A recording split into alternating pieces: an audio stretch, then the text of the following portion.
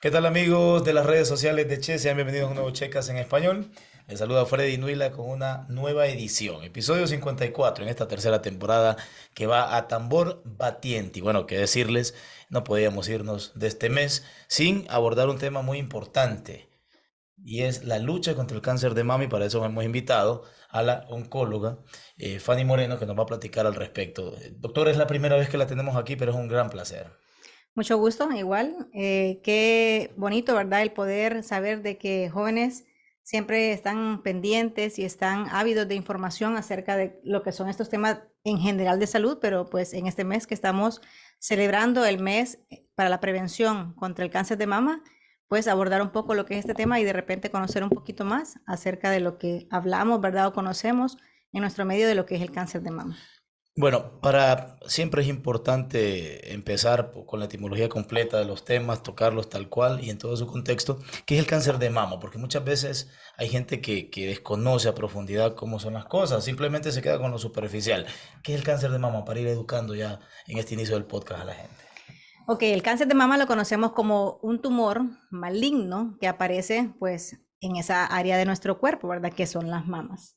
Sí. Entonces, conocemos que de repente pueden haber tumores benignos y tumores malignos, pero cuando hablamos de cáncer, estamos hablando exactamente de un tumor maligno. No existe un cáncer bueno o un cáncer malo. El cáncer es un tumor maligno y en este caso pues de esa área de nuestro cuerpo que son las mamas.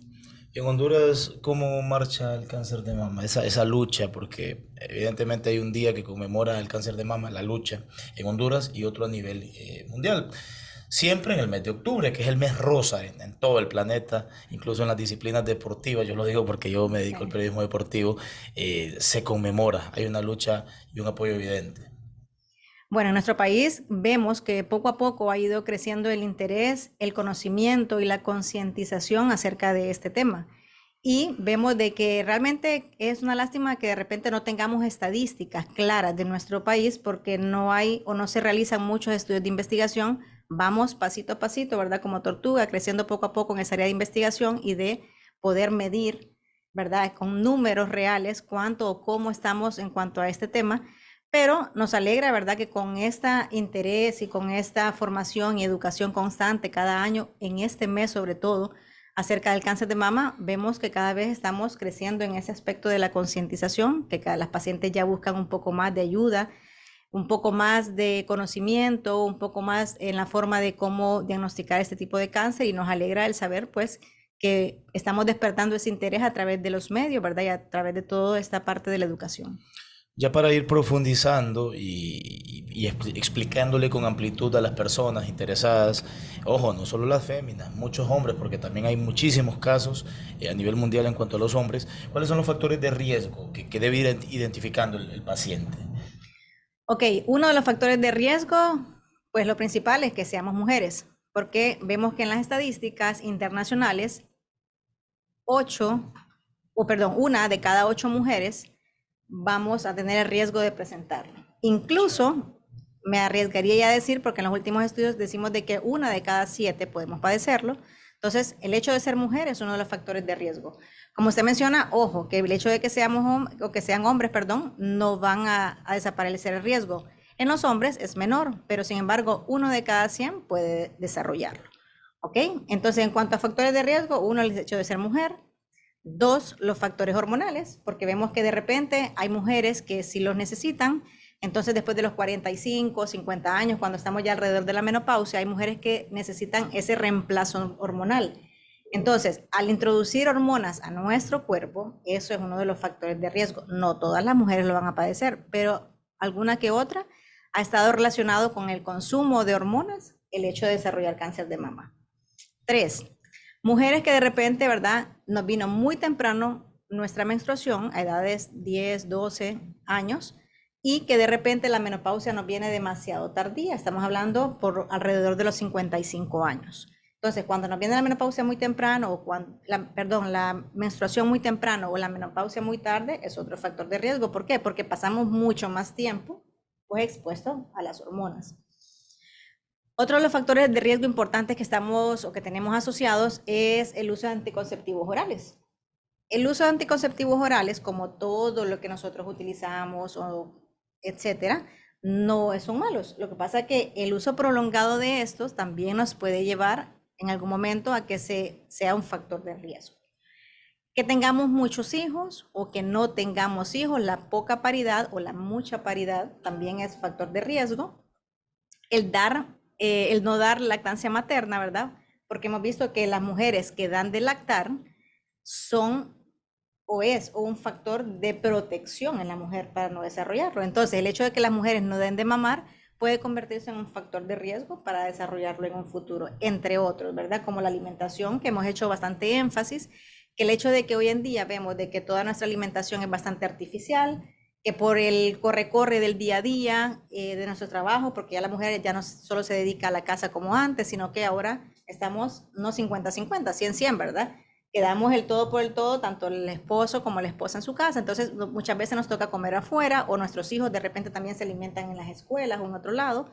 Entonces, toda esa alimentación artificial con preservantes, endulcorantes y todo lo que sea artificial y lleve procesos químicos es uno de los factores de riesgo para también desarrollarlo. El tabaquismo, el alcoholismo, ¿verdad? Sobre todo pues en los hombres, pero vemos que también, hoy por hoy también en igualdad de géneros, también las mujeres fuman y de repente beben también. Entonces, todos estos factores de riesgo son los que en algún momento nos va a llevar a desarrollar el cáncer de mama. Bueno, muchos de esos aspectos que menciona realmente los desconocía. Me sorprende y por eso es tan importante que aquí tengamos la posibilidad en estas checas en español de tener profesionales, personas especializados en eso. Doctora, me llama la atención, es una curiosidad que tengo. eh, ¿Le toca atender muchos casos de hombres? ¿Le ha pasado en su carrera?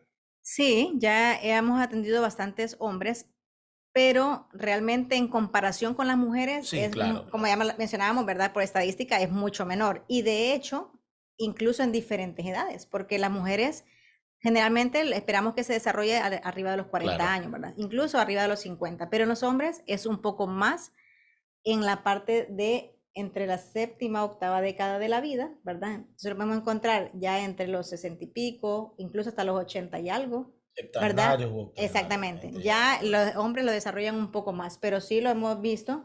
Y los hombres, a diferencia de las mujeres, por el hecho de que tienen menos tejido mamario, normalmente, por lo menos en mi caso, los que he detectado o diagnosticado y he tratado han quedado curados incluso con la cirugía. Y uno que otro he tenido que mandar a quimioterapia, pero normalmente los hemos encontrado diagnosticados en etapa temprana por, pues, ese factor a favor de los hombres que tienen poco tejido mamario y pues fácilmente se ven la bolita, se la tocan, ¿verdad? Y pues inmediatamente van a hacerse sus estudios y encontramos pues que es un cáncer de mama. Claro, y esa es una de las cosas que más perjudica a las damas. Hay mujeres que no se tocan, no tienen esa curiosidad. Hay mucho ser humano, ya sea hombre o mujer, que es enemigo de los médicos, quiere como automedicarse, siempre detecta las enfermedades por sí mismas y no es así. Sí. Hay mucho descuido. Exactamente. Vemos que hoy por hoy siempre hemos hablado, ¿verdad? Y de repente hasta usar la palabra de Sí. criticado entre nosotros los médicos, el hecho de que siempre nuestros pacientes llegan hasta que ya no les funciona un medicamento, hasta que ya no soportan el dolor, porque ya ellos tomaron o compraron en la pulpería o en cualquier farmacia que cualquier persona les recetó. Entonces, hasta que ya ellos ven que no les resultó, entonces buscan médico. Entonces, es feo porque realmente no tenemos una medicina preventiva en nuestro país, tenemos una medicina curativa. Y en este caso que hablamos de cáncer de mama, pues la mayoría por eso es que llegan en etapa avanzada, porque no se tocan la bolita, inmediatamente van donde el médico, sino que empiezan a preguntarle al médico que tienen de vecino, ¿verdad? Que no es médico, es la vecina, es la tía, es la amiga, o que les El empieza a curandero de decir la el cuadra. curandero de la cuadra.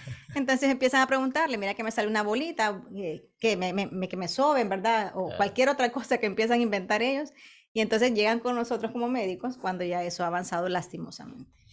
Doctora, el cáncer de mama, yo creo que esta es una de las preguntas de rigor, ¿no? Cuando se toca el tema.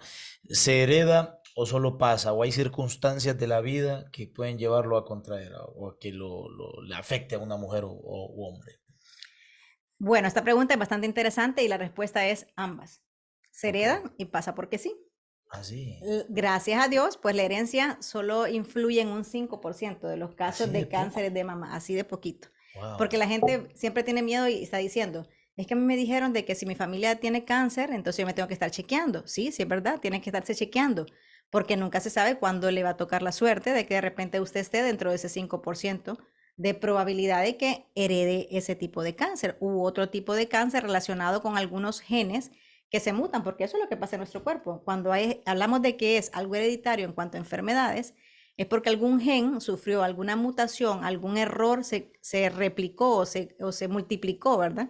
Entonces, algún gen fue afectado y luego siguió multiplicándose y multiplicándose y multiplicándose ese error. Entonces, llega un momento en que aparece algún tipo de enfermedad, obviamente siempre asociando el hecho de que, aparte de la herencia, nosotros le pegamos como ese empujoncito, ¿verdad?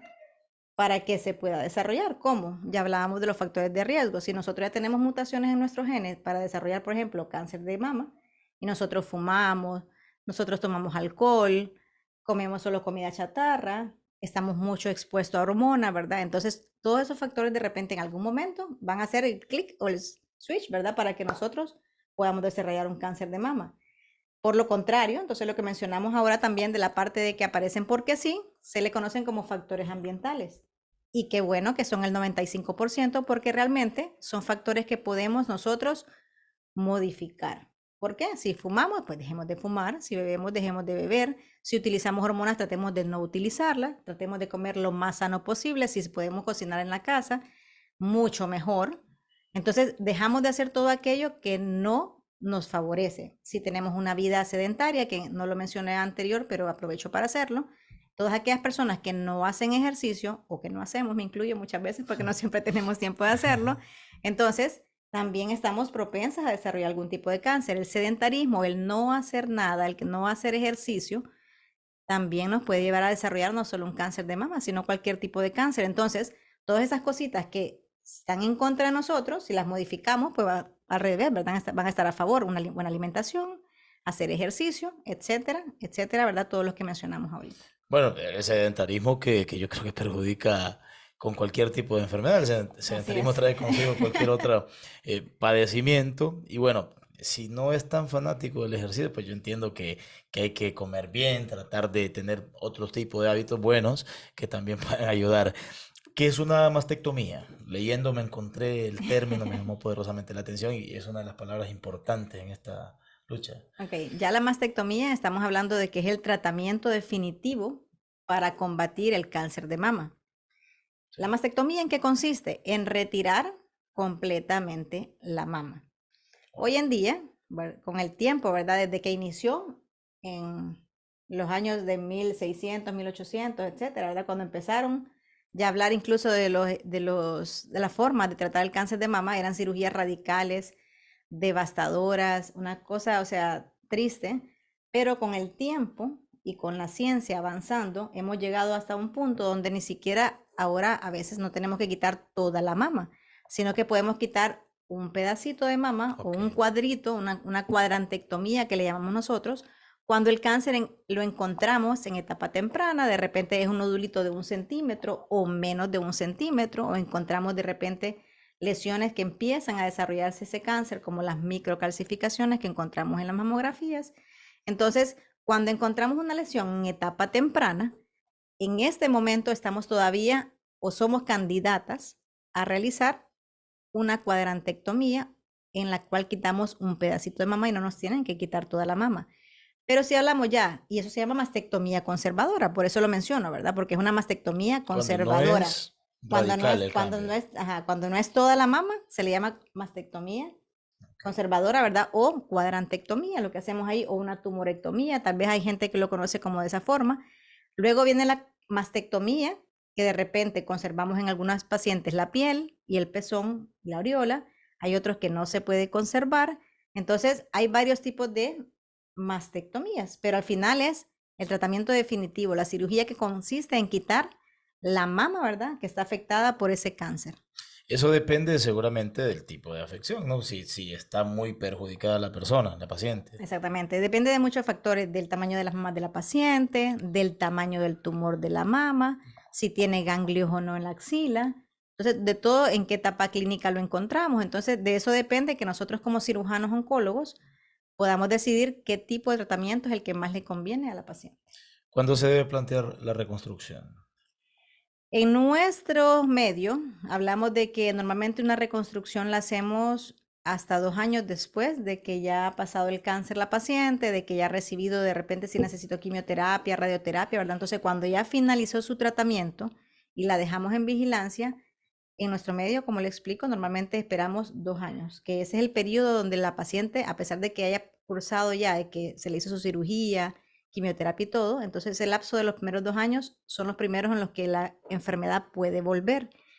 A partir de esos 2 años, entonces nosotros ya con todos los estudios que le realizamos y vemos que la probabilidad o el porcentaje de riesgo es muy bajo, la paciente se puede reconstruir. En otros países, ¿verdad? Como en Europa o en Norteamérica, vemos que hoy por hoy incluso durante la cirugía se puede recibir incluso quimioterapia en el quirófano, ¿verdad? Se le llama quimioterapia intraoperatoria o radioterapia intraoperatoria y muchos entonces reconstruyen en el momento de la cirugía. Pero nosotros todavía no estamos, ¿verdad?, en esa etapa porque de repente, ¿verdad?, falta mucha tecnología o de repente no todas las pacientes tienen la capacidad económica para realizarlo. Hay muchos factores que influyen, pero normalmente esperamos 2 años para hacer la reconstrucción, pero perfectamente se pueden hacer la reconstrucción las pacientes siempre y cuando ya lo deseen, ¿verdad? Porque sabemos de que es parte de nuestra vanidad como mujer el hecho de que nos sentimos bonitas cuando nos vemos nuestras mamás bonitas. ¿Siempre se pierde el cabello en estos procesos o no precisamente? Cuando se recibe quimioterapia, normalmente en el esquema que se le da de los medicamentos que la paciente recibe, hay un medicamento que causa ese efecto secundario, ¿verdad? Que Sí. el cabello se cae. Pero siempre le decimos a la paciente de que no se limite de recibir su quimioterapia y de recibir su tratamiento adecuado por el hecho de que se le va a caer su cabello, porque más bien después crece súper más lindo el cabello, entonces no se limiten de recibirla por el hecho de que se va a caer. Se va a caer, sí, pero luego crece. Entonces, tratemos de recibir los tratamientos adecuados en tiempo y forma para que podamos tener, ¿verdad?, una esperanza de vida y probabilidad alta de curación, porque eso al final es lo que buscamos. Hay muchos pacientes, usted que le toca lidiar con muchos pacientes, atenderlos, ¿les importa? Ese es un aspecto psicológico, por supuesto, pero ¿les importa ese tema o la vida es primero y están dispuestos siempre a hacer todo lo que sea necesario? ¿Cómo la lleva usted con esos En casos? cuanto a la caída del cabello, Ajá, ¿cómo lo toman? fíjese que yo diría de que sería un 70-30 si dijéramos un porcentaje, Mayoría que la tranquilo, mayoría que no le pone importancia a eso. claro, porque no Claro es que en algún importante. momento, ¿verdad? El factor psicológico, la parte emocional de ella, de no verse su cabello, va a afectar. Pero siempre yo trato de incluso de educarlas, ¿verdad? Y de Claro. aconsejarlas que tratemos de verlo con el mayor positivismo posible, porque al estar lejos de la depresión, lejos de esa bajada emocional, vamos a responder mucho mejor a los tratamientos. Entonces, yo veo que mis pacientes, la mayoría es como, bueno, doctora, lo importante es luchar, lo importante es que, pues usted me está diciendo que hay una esperanza de que yo pueda vivir, de que yo pueda ver a mis hijos crecer y que me pueda curar, pues si se me va a caer el cabello, pues ni modo. Desde ahí va ganando la batalla. Desde ahí va ganando la batalla, eso es lo que yo les digo, porque eso es lo más importante, la actitud positiva frente a la enfermedad de la paciente. Ya no es momento de preocuparse, ya Sí, ahí es momento de ocuparse de esa enfermedad y de poder totalmente. salir adelante y ganarle esa batalla. ¿Qué es un ganglio centinela? Un ganglio centinela es un procedimiento en el que nosotros, al momento de que vamos a hacer una cirugía, si de repente hacemos un ultrasonido y encontramos que hay ganglios aumentados de tamaño en la axila del lado del tumor, entonces muchas veces no son específicos, dice que no pareciera o verdad o que sí pareciera que están infiltrados con células malignas del cáncer. Entonces, en el tumor, antes de entrar a la cirugía, nosotros inyectamos una sustancia que tiñe de azul los ganglios. Entonces, en lo que estamos haciendo la cirugía, retiramos la mama, luego vemos si está teñido alguno de los ganglios de azul, lo extraemos, lo mandamos a biopsia y si está positivo, entonces hacemos una disección completa, o sea que sacamos todos los ganglios de la axila. Pero Todo se hace, disculpe, ajá, todo se hace en el mismo procedimiento en el o mismo procedimiento. esperan. Ahí en la cirugía, durante la cirugía, Oh, interesante. sí, se manda el ganglio, ¿verdad? Y si sale positivo, entonces ya el patólogo nos llama y nos Wow. dice, doctora, fíjese que si sale positivo, entonces venimos y ahí de una vez, entonces extraemos todos los ganglios de la axila. Si sale negativo, entonces podemos evitar hacer la disección axilar, pero todo eso lleva a un procedimiento, ¿verdad? De estudio previo, durante, ¿verdad? Previo a la cirugía y durante la cirugía, para determinar. ¿Por qué? Porque hemos visto muchas veces que hay pacientes que al hacerle disección axilar y de repente si somos muy exhaustivos en querer sacar muchos ganglios, vamos a producir algunas complicaciones como el linfedema, que es el crecimiento, ¿verdad? Asimétrico, o sea que crece un brazo más que el otro, porque se hincha, ¿ok? Se absorbe, ¿verdad? La parte de los linfáticos dejan de trabajar como deberían de hacerlo. Entonces, al evitar hacer una disección ganglionar, evitamos también estas complicaciones. Entonces, si el paciente realmente no la necesita, tratamos de evitar hacerlo a través de este procedimiento que se llama ganglio centinela, porque el ganglio centinela es el primer ganglio o el primer escalón donde va a ser metástasis este tipo de cáncer de mama. Entonces, la mama está ahí, la axila es la primera, el lugar más cercano, ¿verdad? El primer escalón donde se va a ir el cáncer. Entonces, por eso lo hacemos, para ver si esos ganglios están teñidos y nos indican que ya las células viajaron hacia los ganglios e invadieron. Entonces, estamos hablando de que ya va aumentando el estadio y pues tenemos que tomar otras decisiones en cuanto al tratamiento. Vean lo bonito de profundizar, porque en los primeros compases de este podcast, de este Checas en Español, episodio 54, nos mencionaba que antes le quitaban de un solo la mama. O sea, ahora se hacen todos esos procedimientos científicos, por supuesto, para determinar si es necesario. O sea, por eso lo importante de Sí. profundizar y qué bueno que la doctora nos está aclarando todas esas dudas. Ahora somos un poco más conservadores, ¿verdad? Claro, En antes cuan- era, bueno, Antes, o pero es que antes sea, era así con todo, ¿no? Los exactamente, dientes, con todo lo que empezamos desde los estudios de la medicina años antes de Cristo, ¿verdad? Donde incluso, o sea, no solo le quitaban la mama a las pacientes, le quitaban las costillas. O sea, era un procedimiento doloroso, incluso las brutal, pacientes no fallecían del cáncer, o sea, fallecían de infecciones, fallecían de dolor impresionante. intenso por todos esos procedimientos tan radicales. Pero con el tiempo, como le digo, a medida va avanzando la medicina, hemos visto que hoy podremos ser un poco más conservadores siempre y cuando el paciente tenga esos criterios para hacerlo y los resultados son mucho mejores. De hecho, lo que hablábamos incluso de la mastectomía, ¿verdad? Hoy por hoy vemos que si hacemos mastectomías conservadoras o mastectomías no tan radicales versus hacerlas, si utilizamos radioterapia con mastectomía conservadora versus hacer mastectomías radicales, es el mismo resultado. Lo que pasa es que, como le explico, en nuestro medio la mayoría de pacientes no tienen los medios económicos para recibir de repente ese tratamiento con radioterapia y no todos los hospitales públicos cuentan con ello. Que eso es Entonces, más grave, lo eso es más segundo, grave. Entonces, la todavía. mayoría de pacientes terminan en mastectomía total o radical por el hecho de que no pueden recibir la radioterapia.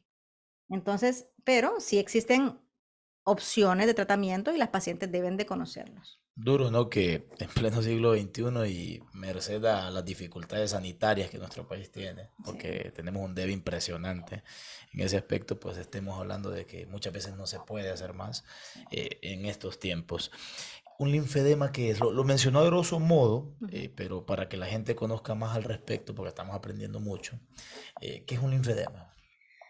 Un linfedema, así en palabras prácticas, es que se le hincha un miembro, ya sea un brazo, por ejemplo, una pierna, depende de donde esté la obstrucción Ajá. linfática. Uno, Uno, ok. generalmente. Entonces, y en estos casos, ¿verdad? Que generalmente es secundario a tumores, porque ahorita pues, estamos hablando de cáncer de mama. Sí. Entonces, como le decía, este puede ser un efecto secundario o una complicación de la cirugía en la cual hay una obstrucción de los ganglios linfáticos o de los linfáticos propios, y entonces el bracito se hincha más que el otro. Muchas veces hemos tenido, ¿verdad? Que en tumores, por ejemplo, que están en la cavidad pélvica, en el hueco, ¿verdad? Donde está la parte del útero, la vejiga y todo, si crecen tumores ahí, entonces muchas veces obstruyen el paso, ¿verdad?, de los linfáticos y entonces vemos que una de las piernas se hincha más que la otra, incluso aunque no lo hayamos operado. Entonces, a esto es lo que le llamamos linfedema, a la inflamación de uno de los miembros secundario a la obstrucción de los pasos, ¿verdad?, o de los linfáticos. Bueno, interesantísimo. Hablando de la alimentación, porque después de cualquier procedimiento quirúrgico siempre es importante alimentarse bien para que la recuperación sea rápida y Ujú. efectiva. ¿Cuál es la alimentación que ustedes como médicos sugieren a los pacientes cuando se hacen este tipo de procedimientos que estamos resumiendo? Siempre nosotros somos bien pro de los alimentos sanos, de una dieta alta o rica en frutas, en verduras, porque los estudios que se han realizado demuestran que la vitamina C y todas aquellas alimentaciones sanas basadas en verdura, fruta, ¿verdad? Alimentos bajos en grasa, altos en proteínas, altos, por ejemplo, en fibra, bajos en carbohidratos, ¿verdad? Todo aquello que es bueno para el cuerpo han favorecido o han venido a ser o a demostrar que pueden ser un factor protector en el desarrollo de cáncer. Entonces, en estos casos que incluso usted menciona, ¿verdad? Ya desarrolló el cáncer, ya lo tratamos, y entonces, ¿qué pasa después de esto? Entonces, nosotros siempre estamos educando al paciente para que continúe con esas buenas prácticas de comer muchas frutas, de comer muchas verduras, de evitar las fritangas.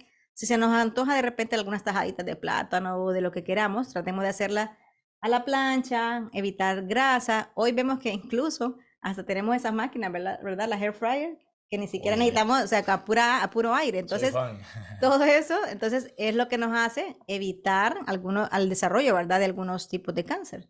Entonces, siempre evitar las fritangas, los carbohidratos, las dietas altas en fibra, dietas altas en proteínas, en vitaminas, ¿verdad? En frutas. Doctora, ya, bueno, entrando en esa etapa de recuperación y la dieta que se debe mantener, el tema del ejercicio, ¿cuándo debe la persona comenzar a pensar en ejercitarse, ya sea leve o con mayor intensidad, para pues acelerar la recuperación? En el caso de cáncer de mama, siempre les decimos que el día siguiente de que se van del hospital, ¿verdad? O de la clínica, ya es el día que debe de iniciar a hacer sus ejercicios, como que ejercicios. Si quitamos la mama e hicimos, ¿verdad? Una disección axilar, entonces en estos casos nosotros educamos al paciente y le decimos a la paciente, agarre, por ejemplo, un rollito de calcetines y haga movimientos circulares con su brazo. ¿Por qué? Porque necesitamos que el brazo vuelva a retomar su función y su movimiento normal. Que de repente enrolle una toallita, ¿verdad? Hacia adelante y hacia atrás. Hacia adelante y hacia atrás. Y así poco a poco va a ir haciendo movimientos circulares, ¿verdad? Con su brazo, levantando la mano, incluso lo ponemos en la pared, ¿verdad? Que le dan como una arañita. Entonces, el ejercicio, inmediatamente el paciente se va al siguiente día del hospital, idealmente debe iniciarlo. Siempre tenemos ese concepto erróneo que de repente decimos, ay no, pobrecito, pobrecita, la acaban de operar, que no se mueva, que esté acostadito, incluso si le podemos dar comida en la cama. No, yo siempre les aconsejo, entre más rápido nosotros volvemos a nuestra vida normal, a nuestra vida cotidiana, mucho más rápido nos vamos a recuperar. Entonces, desde el siguiente día que usted llega, bueno, yo lo opero, por ejemplo, y el siguiente día que ya llego a verlo, entonces le digo, a ver, siéntese. Entonces empieza, que no puedo. No, siéntese usted solito. Entonces, porque necesitamos que en la casa también no todas las personas tienen a alguien ahí al pie de su cama cuidándolo. Entonces, de repente suena o se ve, ¿verdad? Que, ay, qué grosero, qué rápido lo sienta, y que ni les ayudan.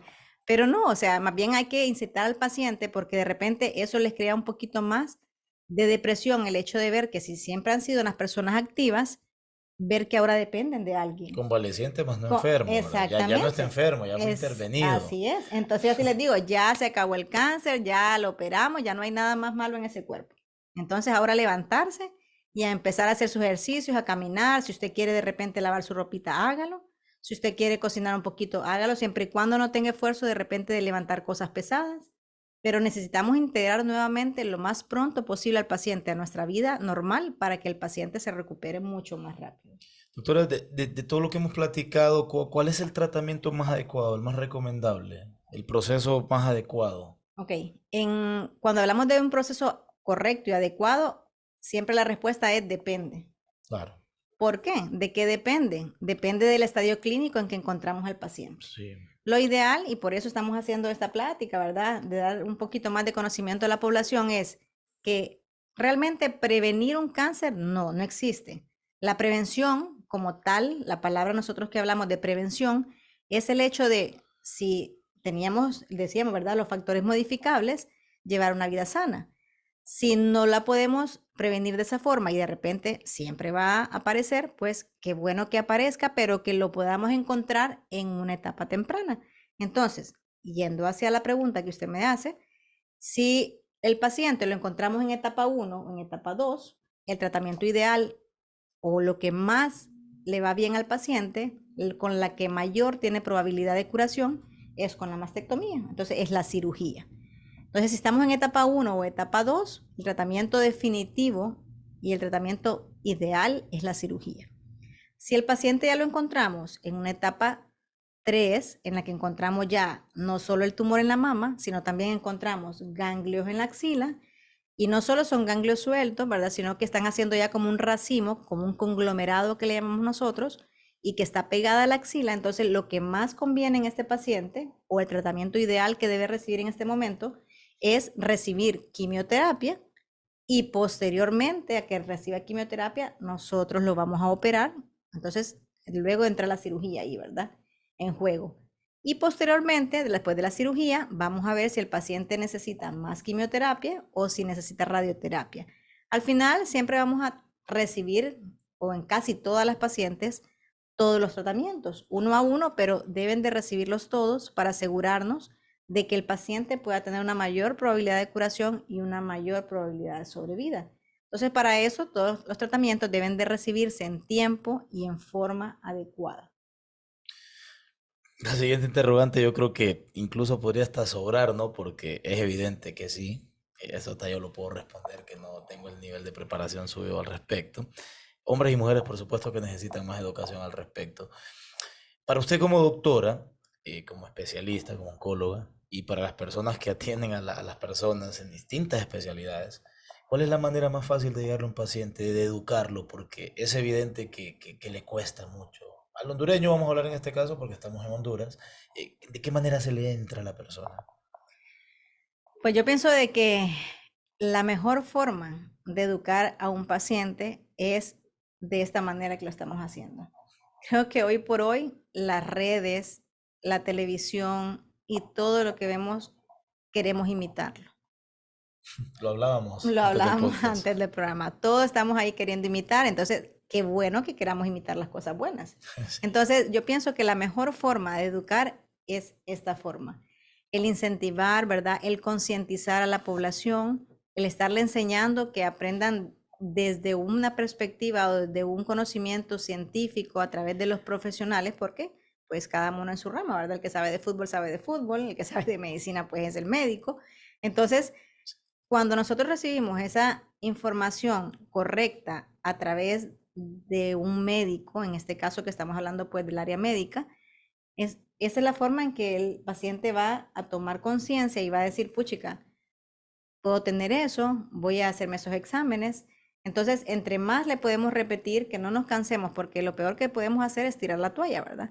Entonces, no nos cansemos nosotros como médicos, en cada consulta que también vayan nuestros pacientes, siempre estar insistiéndole, ¿verdad? Recuerde hacerse sus exámenes, recuerde que tenemos que tocarnos, como dice el lema, para que no nos toque. Entonces, tócate para que no te toque, ¿verdad?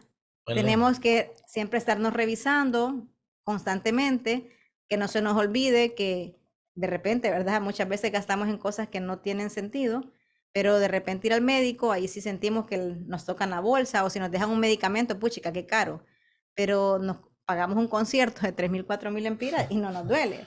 Entonces, muchas veces tenemos que saber que la salud no es un gasto, la salud es una inversión, porque con el tiempo nos va a salir más caro porque después, cuando se nos arruine todo nuestro cuerpo, vamos a terminar gastando miles en los hospitales, ¿verdad? O no vamos a tener y vamos a tener que esperar largas filas para poder ser tratados en un hospital público. Entonces, si nosotros educamos de esta forma al paciente, enseñándole, ¿verdad? Que todo lo que hacemos hoy vamos a tener frutos el día de mañana para bien, la gente como que va a tomar un poco más de conciencia en cuidarse un poco más. Sí, eso era lo que platicábamos y bueno, este es un espacio que lo hacemos de todo corazón, tratando de llegar a las personas, educar en distintas áreas. Es gratuito, está en redes sociales. No todos los días tenemos la oportunidad de platicar con especialistas, con personas que se han preparado mucho para saber de un tema, de tenerlos acá, en estos espacios. Yo creo que es lo que Center for Health Empowerment busca a través de este Checas en español. Y bueno, es interesante tenerla. Doctora, aquí tengo, bueno, una interrogante. ¿Cuál es la etapa más trascendental? La más compleja, la que más importancia requiere. Yo creo que es una cuestión de perspectiva, cada quien lo interpreta como quiere, pero prevención, diagnóstico o tratamiento. ¿Cuál es la etapa más fundamental en este proceso del cáncer de mama? La etapa más fundamental es la prevención. Siempre decimos que la prevención es el éxito de cualquier tratamiento, Sí, o es el éxito para que siempre tengamos una probabilidad de curación y de sobrevida. Entonces, lo que mencionaba, ¿verdad? De repente malinterpretamos la prevención o la palabra prevención, pero es el hecho de poder abordar, de cuidarnos y de encontrar algo en etapa temprana, porque es cuando podemos hacer algo por el paciente nosotros como médicos. Y es cuando el paciente mismo puede hacer algo por él mismo, siempre y cuando esté en etapa temprana. Porque como decíamos, ya los tratamientos, hay un sinfín de tratamientos con fines curativos o tratamientos con fines paliativos, que ya solo es darle calidad de vida al paciente. O sea, ya casi no hay muchas opciones que hacer por el paciente. Entonces, la etapa trascendental, como lo pregunta usted, es la prevención, porque la prevención es el éxito de la curación en el paciente. Sin lugar a dudas, es la mejor medicina. Ya concluyendo, en una de las últimas interrogantes, ¿son más las personas que ganan la batalla en toda su trayectoria, en los estudios que ha hecho, las estadísticas que se manejan internacional y a nivel nacional? ¿Son más las personas que ganan esta batalla o cómo se maneja este tema? ¿Cómo marcha a día de hoy? Pues déjeme decirle que con dolor en mi alma le puedo decir que es al revés. Difícil, ¿no? Más bien son menos las personas que ganan la batalla, pero lastimosamente porque la mayoría llega en etapa avanzada. Y este es lo fundamental, ¿verdad? O este es el objetivo de esta plática. Claro. El poder llegar hasta sus casas, el poder concientizar y hacer que esos números cambien. Que más bien un día de mañana podamos decir, puchica, hoy tenemos más guerreras que han sobrellevado esta enfermedad, hay más mujeres u hombres que han vencido el cáncer que los que no lo vencen, ¿verdad? Entonces, lamentablemente, siempre a nuestras consultas, tanto en los hospitales públicos como en los hospitales privados, lamentablemente las pacientes llegan siempre en etapa tardía, ya están en etapa avanzada. Entonces, lo que queremos y el objetivo de esta plática, como repito, es que nos lleguen en etapa temprana, que siempre tengamos esa satisfacción de decirle, no solo hay una o dos opciones, hay muchas opciones de curación. Usted no se preocupe que de esto no se va a morir, vamos a sobrellevar esta enfermedad y luego se va a estar riendo y contando la historia. Eso es lo que siempre queremos decir nosotros como médicos, ¿verdad? Tener esas palabras de aliento y tener esas respuestas y esa satisfacción también para nosotros como médicos, el poder decir, nuestro paciente se curó. Pude curar un paciente, ¿verdad? Pero gracias a que él llegó temprano y pudimos atacar esta enfermedad. Es una dura realidad, pero bueno, por eso es que un mes, yo creo que todo el año debería ser, deberíamos de concientizar a la gente y la gente debería preocuparse por su salud, pero por eso es que un mes del año tan importante como el de octubre conmemora esta lucha y ojalá los avances se vayan dando. Agradecer a Luis Ramírez, quien está conectado desde Guatemala, a Dilcia Chávez Aguilar, que pregunta, ¿qué tan importante es una terapia? Hablamos desde el punto de vista psicológico, cuando se comienza el proceso de aceptación que se tiene cáncer, ¿no? ¿Cuán importante cree usted que es? Ya mencionaba que afrontarlo con positivismo es vital. Bueno, es bastante importante porque hablamos, ¿verdad?, de que a todos, mentiroso sería el que diga, me dijeron tengo cáncer, uy, estoy súper alegre. O sea, todos tenemos, Sí, ¿verdad?, ese corazoncito y esas emociones que rigen nuestra vida, que cuando nos dicen o nos dan esa noticia, incluso por el hecho de que asociamos muchas veces la palabra cáncer con muerte, se nos viene el mundo encima. Entonces, la pregunta que hace nuestra Dilcia Chávez. Dilcia es, ¿qué tan importante es? Muy importante. Siempre hablamos, ¿verdad?, de que en todas las enfermedades y principalmente el cáncer de mama, tenemos que siempre ser un equipo todos los médicos, nuestra paciente, los familiares de nuestra paciente y el equipo multidisciplinario incluye los psicólogos, incluye los psiquiatras, porque deben estar caminando de la mano de nosotros Sí. mes a mes, ¿verdad? O cada semana o cada 2 semanas, cuando lo considere conveniente el psiquiatra o el psicólogo, sería ideal que siempre el paciente esté yendo y esté hablando, porque necesitamos siempre, somos seres humanos, necesitamos relacionarnos. Y en estos casos que necesitamos, porque tenemos esa tristeza dentro de nosotros, el poder hablarlo no solo con nuestra familia, porque yo he tenido pacientes que me dicen, doctora, yo no le puedo, ellas lloran en mi consultorio y me lo cuentan y dicen, yo no puedo decirle a mi mamá, por ejemplo, que vivo con ella, porque mi mamá se va a desboronar, mi mamá se va a morir si se da cuenta. Uf, difícil. Mis hijos, si yo les digo, ellos se ponen a llorar cuando ellos, porque ellos piensan que yo me voy a morir. Entonces me pongo más triste. Entonces yo no puedo hablar. Entonces sí es importante el hecho de que siempre haya en nuestro equipo, ¿verdad? Y a la par de nuestro paciente, un psicólogo. Siempre esa familia que esté ayudando, que esté apoyando, dándole fuerza, dándole palabras de aliento, dándole sobre todo amor en nuestras casas y el apoyo pues tanto del oncólogo como de todo el equipo multidisciplinario. Doctora, mensaje final que le quiera dar a las personas. La concientización lleva 40 minutos. Hemos estado concientizando al tenerla a usted, pero algún mensaje de algo que se le haya quedado para que la gente se motive y comience a leer al respecto, a ver de qué forma se puede prevenir, porque no todo es tener la plata. O sea, a Sí, veces el dinero no ajusta cuando ya está en una etapa no avanzada. ¿Qué le avanzada. dice a la gente? Pues siempre recordarles que lo importante es el conocer nuestro cuerpo, el estarnos constantemente cuidándonos. Las mujeres, yo siempre les digo, si a usted, por ejemplo, le enseñan a cepillarse los dientes desde niño, Correctamente. ya usted a los 2 Eh, años, usted solito, ¿verdad? Ya anda diciendo, mami, papi, quiero lavarme los dientes. Ya a los 7 años, 8 años, usted lo y hace si se la enseña solito. correctamente es mejor. Exactamente, entonces usted lo anda haciendo solo. Entonces yo siempre Claro. les digo, si a nosotros en nuestras casas, desde pequeños, niños y niñas, nos enseñan a cuidarnos, va a ser parte de nuestra rutina normal. Vemos que hoy las mujeres incluso ya 30 y algo, ¿verdad? Empezamos, ¿y qué cremita nos echamos? ¿Y cómo nos limpiamos la cara? Porque queremos revertir ese proceso que tuvimos que venir haciendo desde principio, desde que éramos niñas. Lo mismo pasa con todas las enfermedades. Entonces, mi consejo es, enseñemos a nuestros hijos, nosotros mismas que ya estamos, ¿verdad?, en una etapa de 30 y algo de años, también hagámoslo, cuidémonos, toquémonos, enseñémosle a nuestras hijas y a nuestros hijos desde pequeños y decirle, hijo o hija, si usted se toca algo, dígame en la axila, en el bracito, en las piernas, donde usted se encuentre algo, usted dígame para revisarlo y poder llevarlo al médico. Y nosotros como mujeres igual, solo necesitamos una vez al mes únicamente tocarnos. ¿Cuándo? 7 días después de que nos viene la menstruación, contamos 7 días y el séptimo día, cuando nos metemos al baño, usamos nuestro jabón, ¿verdad? Y empezamos a tocar nuestras mamas, como queramos, ya sea en círculos, de arriba para abajo, de forma diagonal. No se nos olvide tocar nuestras axilas, ¿verdad? Cuando metamos nuestra mano en la axila, bajar un poquito el brazo y poder palparnos si encontramos alguna bolita. No se nos olvide también la parte de nuestro cuello, arriba y abajo de las clavículas. Y de esa forma, en algún momento, si encontramos alguna bolita, vamos a hacerlo de forma temprana. Entonces, eso es lo que nosotros queremos, ese es nuestro objetivo al hablar continuamente todo un mes de cáncer de mama. Y lo hacemos porque realmente nos alarma las cifras que hoy por hoy en muchas partes del mundo es la primera causa de enfermedad o de cáncer y junto a ella también es la primera causa de muerte por cáncer. En nuestro país es la segunda. Pero también, o sea, la segunda es bastante alarmante los números. Entonces, eso es lo que queremos, que aprendamos a cuidarnos para que podamos llegar a tiempo donde el médico.